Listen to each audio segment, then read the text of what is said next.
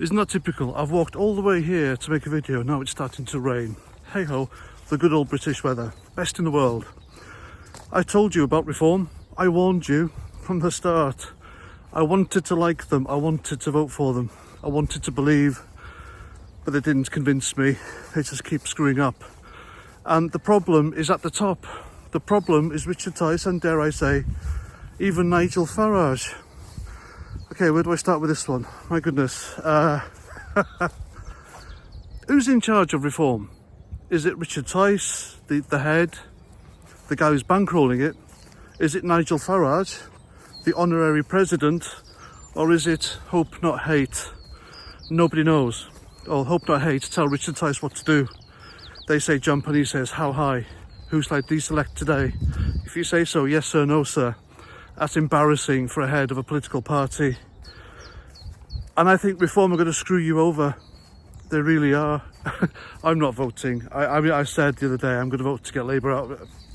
I'm not doing it. I'm not convinced. All right, we deserve better, much better. Why the hell should I give my vote to a political party that's just so inept, doesn't perform, and the leaders just keep screwing up? Why should I do that? And you guys think they're the alternative? Really? Do you really think they're the alternative after everything? Do you not think you deserve better than the top three parties, Lib Dems, Labour and Tories, who keep having the status quo?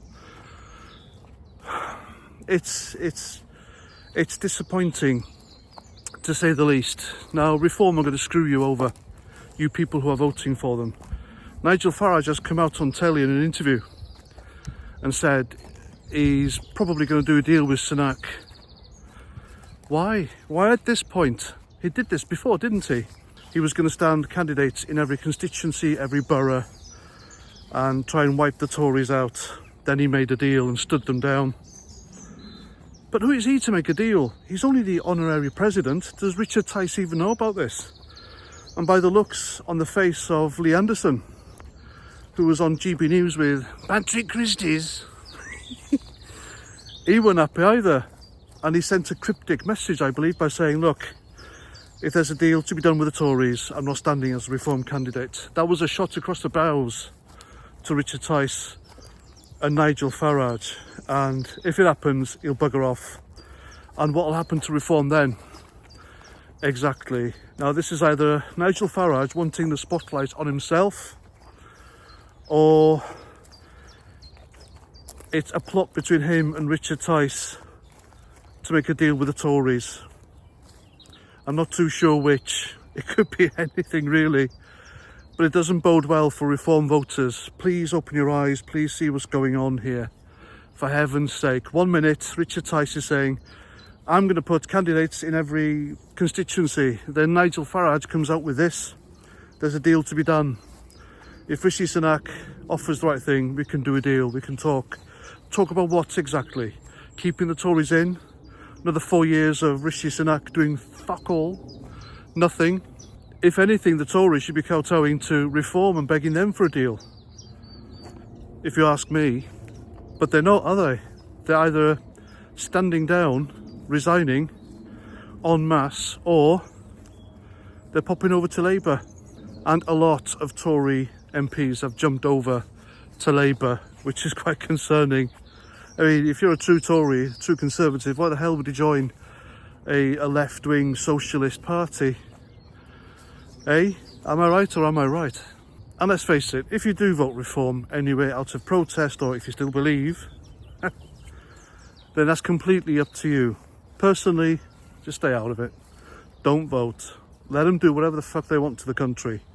They're going to destroy it anyway. And I think it's going to take that for someone strong enough to rise out of all that damage and fix it properly and carry it on. It happened with Margaret Thatcher, didn't it? All that socialism and the country was on its knees. It was the begging hand of Europe. We were the poor man of Europe, thanks to Labour, James Callaghan, and the deals with the unionists who brought the country to its knees with its demands and strikes.